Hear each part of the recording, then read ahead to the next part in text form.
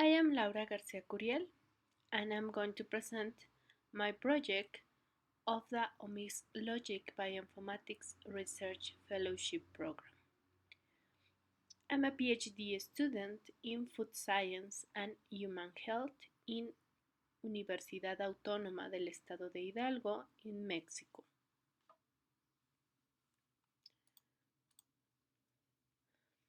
So, I have completed many courses in both platforms, in OmicsLogic and in Bioinfo.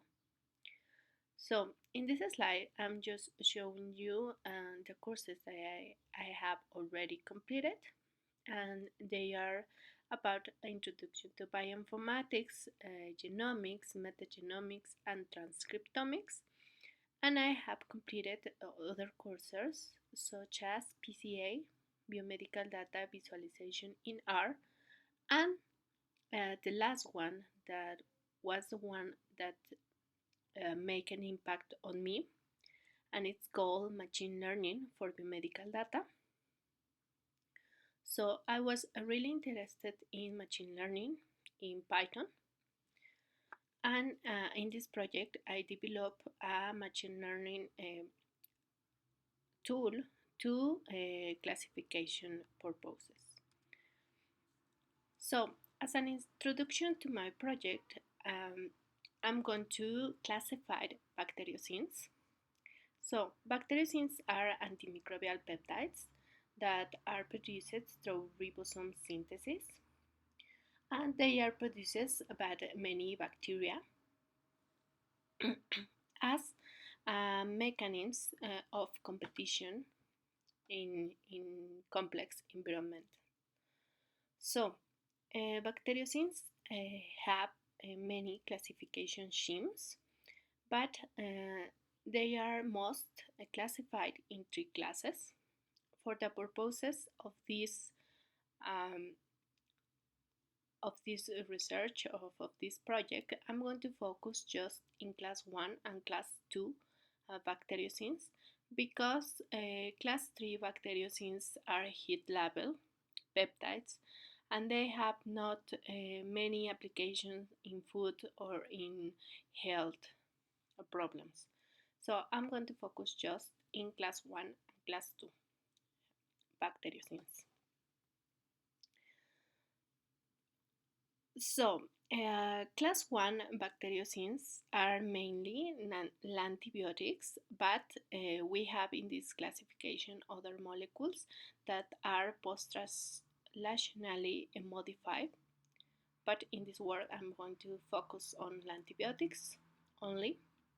So, these antibiotics have a mechanism of action, and they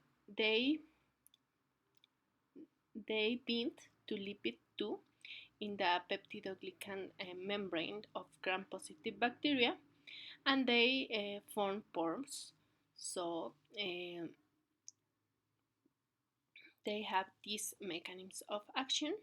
And class 2 bacteriocins have a different mechanism of action.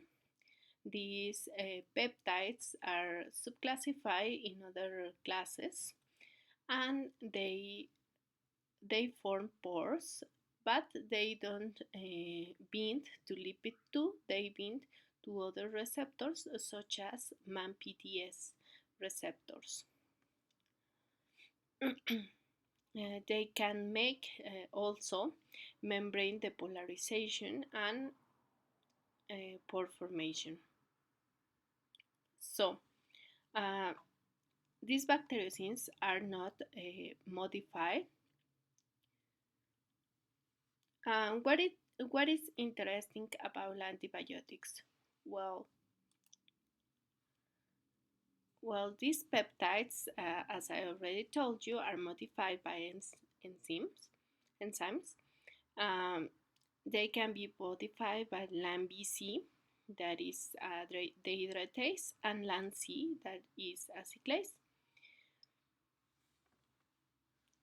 Or they can be modified by a single enzyme that is called LAN-M, that is an enzyme that has both activities, dehydratase and cyclase. And this is important.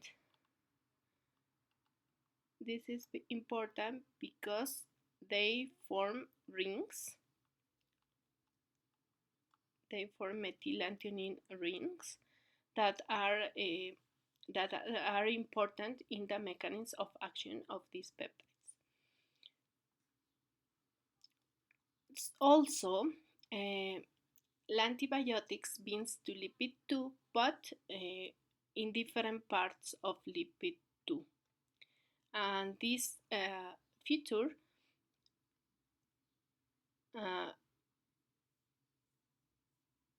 this feature is important because these peptides don't develop um, resistance as quickly as, for example, antibiotics.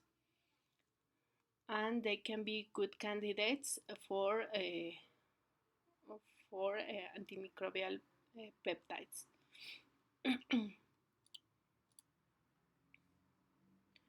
Well, another important thing in my work is the properties of the amino acids of these peptides. So we have here a slide of the amino acids, and we have these amino acids classified by, for example, nonpolar or aliphatic amino acids. Well, these amino acids are hydrophobic, and for example, glycine is an example of this amino acid. And we have then aromatic amino acids that can participate in hydrophobic interactions. For example, tryptophan. Then we have polar or unchurched amino acids, and these are more soluble in water or are more hydrophilic. Then we have um, amino acids like glutamic acid and aspartic acid. And then we have basic amino acids. And these amino acids, well, are positively charged. So that is important because in my project I'm using the properties of amino acids to make that classification.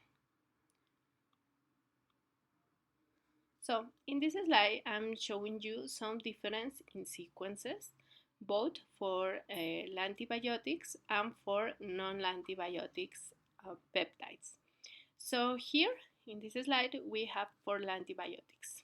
We have for both, for LAM-BC modified peptides and for LAM-M modified peptides. In this slide you can see that the difference in the sequence are conserved based on the enzyme that is modifying the peptide. For example, in LAM-BC modified peptides, we have some peptides like nisin U, and it has FNLT motif there that is conserved in these peptides. And then we have LAN-M modified peptides, and these peptides are characterized for having a double glycine motif in their sequences.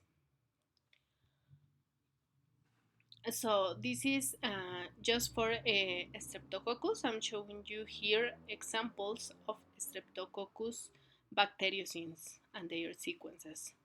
But it happens for all antibiotics.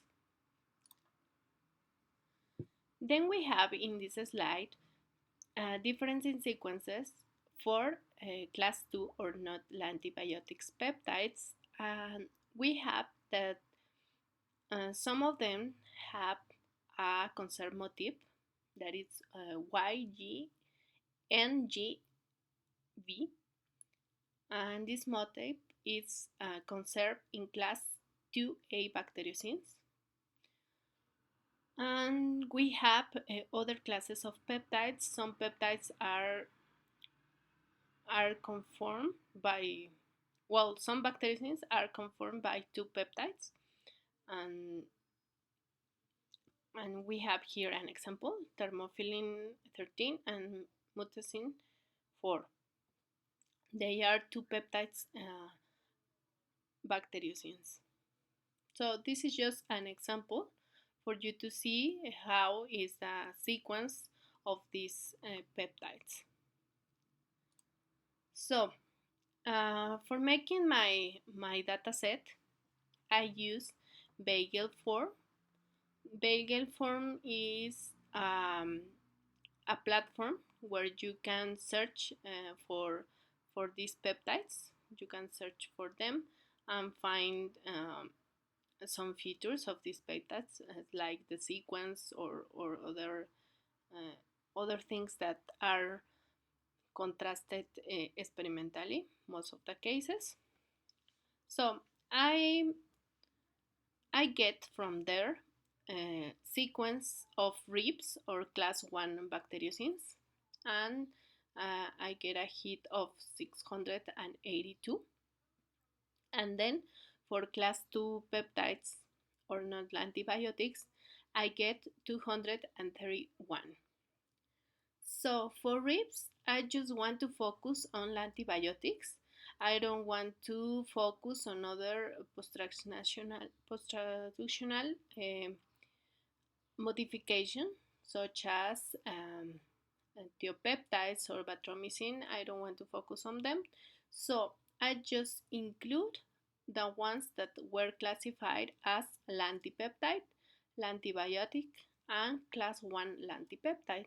So I get a total of 232 hits.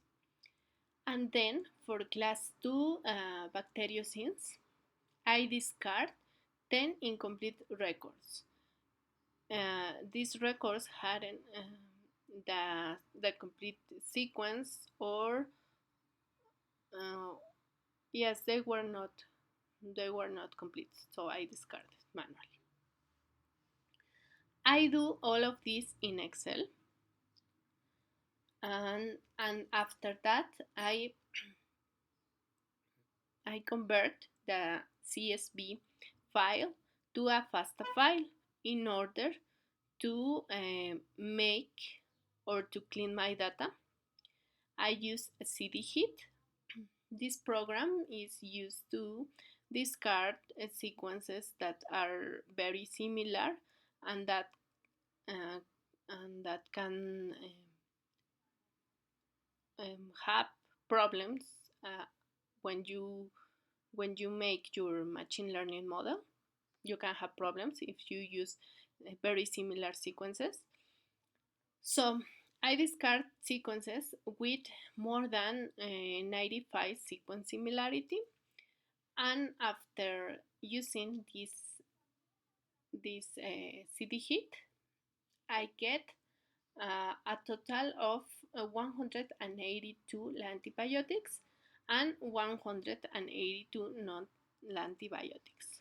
And in this slide, I'm showing you the length of these peptides. For example, in antibiotics, we have the longest peptide is 104 amino acids, and the shortest is 22 amino acids. So this is my data for my machine learning model.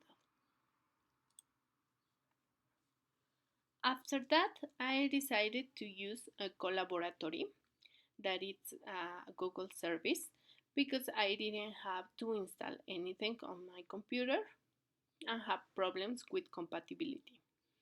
I use Anaconda to manage all the all the features and to use Python 3. So I use scikit-learn to make a random forest classifier. For this random forest classifier, I use 80% of my data to train the model and 20% of the data to test the model, and also make 500 trees. Also, I use pfuture. Pfuture is a web server to compute features of protein and peptide sequence. Uh, Although it's web server, you can have access to the code in Python 3 and make this classification for your data. So pfuture has many can make a lot of calculation. For example, it can make uh, amino acid composition of the whole protein of of um, just one part of the protein. It can predict also the peptide composition, a tripeptide composition, and other physicochemical properties such as a composition of positive charge residues or negative charge residues or neutral or aromatic. Also, it can make a prediction of amino acid index and residue repeats index. It has, as you can see, many properties that we can compute and that we can use to make the classification.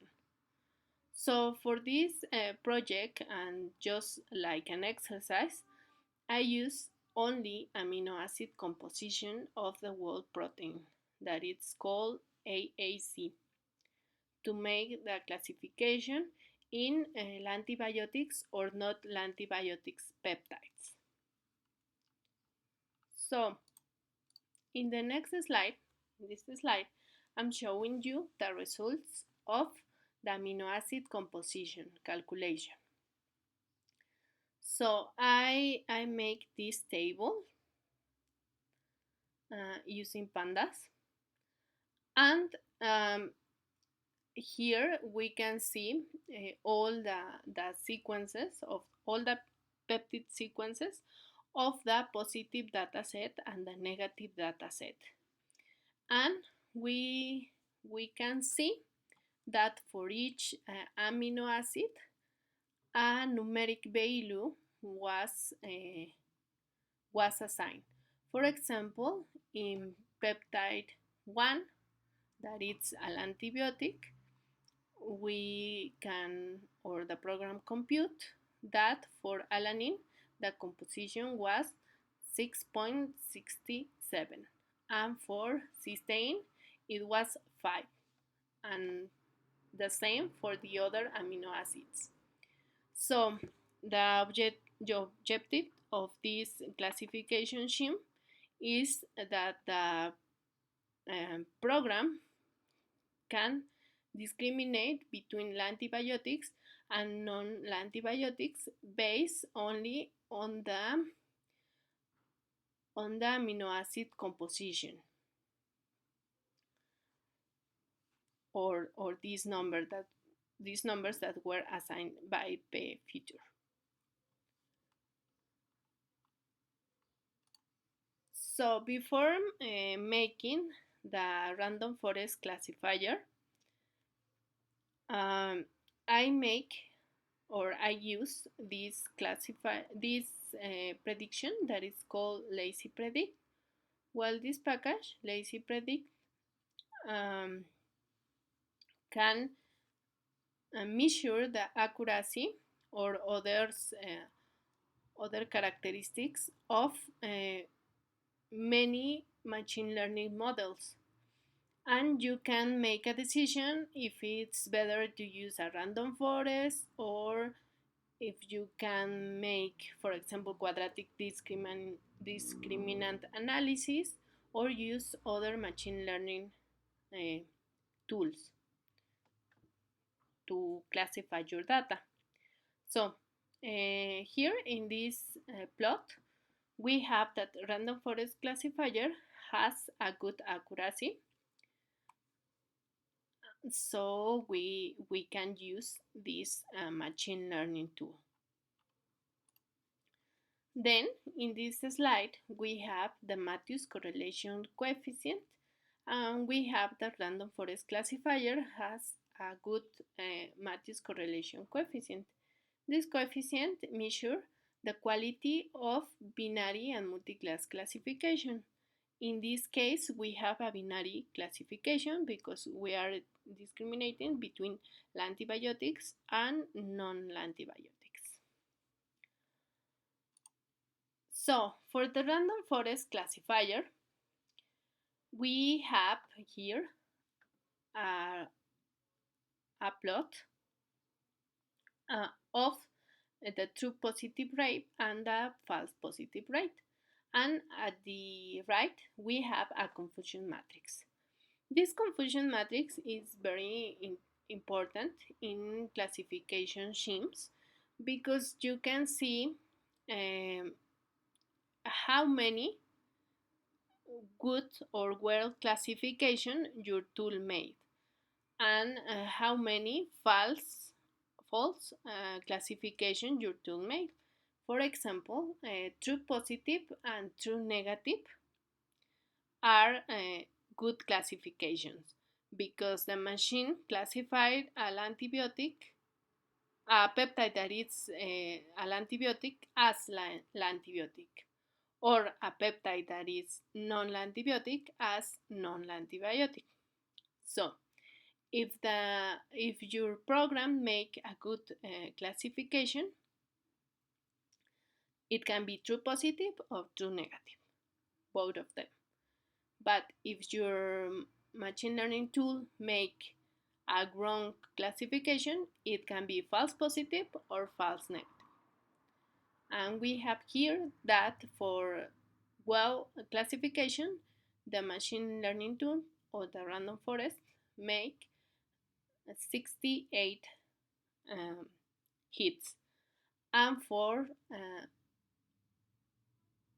bad classification, the random forest make only five ground hits.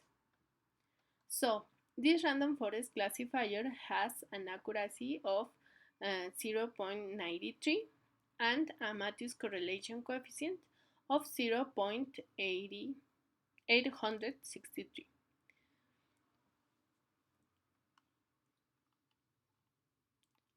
So, and what features are of more importance to make this classification? In this plot, we can see that the content of cysteine and glycine is important to make the classification or to make the discrimination between antibiotics and non-antibiotics. They are the amino acids has more that have the more importance for making this classification. And after that, we have all others amino acids. At last, I'm showing you here a tree of the 500 that were made in this machine learning tool. And well, I'm showing you the small tree.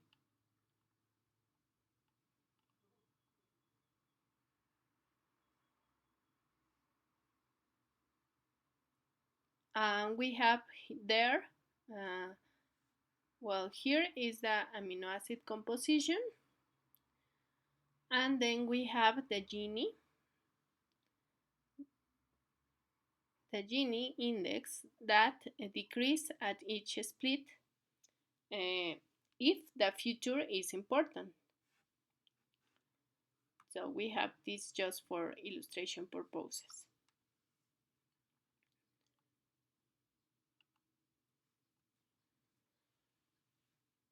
Well, amino acid composition has been used for making classification of these peptides in the past,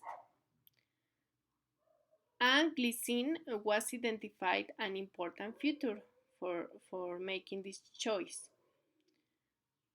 So other projects use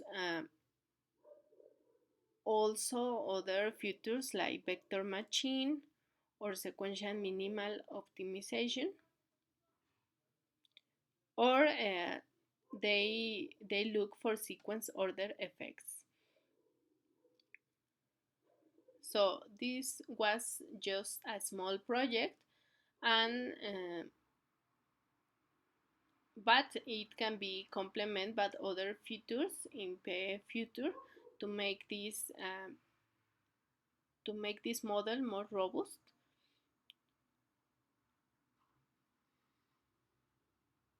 and more accurate.